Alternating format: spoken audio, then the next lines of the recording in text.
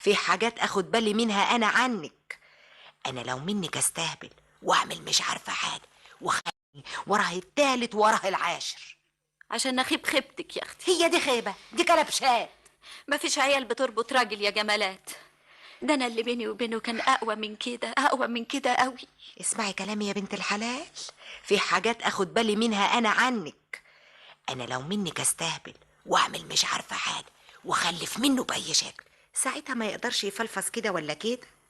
حتى لو كان كلامك مظبوط، بعد ايه بتقولي لي الكلام ده؟ بعد ايه بقى؟ طب بس انت ايه اللي عرفك ان الكلام اللي اتقالك في التليفون ده مظبوط؟ يا اختي عايزاني اعمل زي النعامه اللي بتغطي راسها في الرمل؟ طب اقطع الشك باليقين بدل ما انت قاعده كده. ولا اقطع ولا اتقطع، انا اتهد حيلي. مبروك يا راجل محمود. الله يبارك فيكي.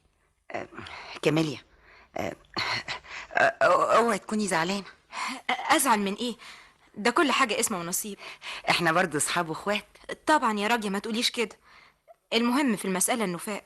تصدقي يا كاميليا، اسمه في السوق اتأثر قوي بحكايته مع نعمت، بس الحمد لله ابتدى يلعلع تاني. طبعا يا راجل انت بتستهتري باللي كان فيه. اسمعي بقى، ها، عندي اخبار من صلاح، تحبي تسمعيها؟ قوي قوي. بتعملوا ايه يا عم مجيد؟ زي ما انت شايفه بنحفر يا استاذ نعمت. خلاص يا عم مجيد، الغي كل حاجه، الغي خالص. ليه يا استاذ نعمت؟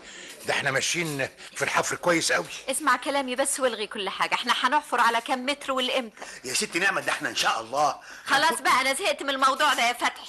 قلت لكم الغوا كل حاجه، مش عايزين لا ارض ولا غيره. حاضر اللي تشوفيه. احنا لسه هنرجع لوجع القلب ده تاني؟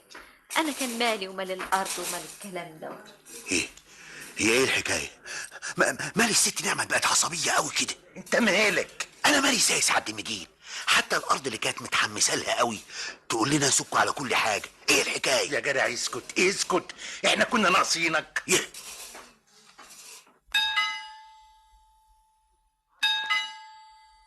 عبده، افتح يا عبده. عبده، ايه ده؟ راح فين ده؟ ايوه نعمت، ممكن ادخل؟ صباح الخير. صباح الخير.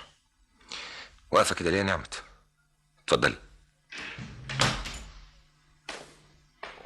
ازيك يا محمود؟ كويس. زي الحال كده.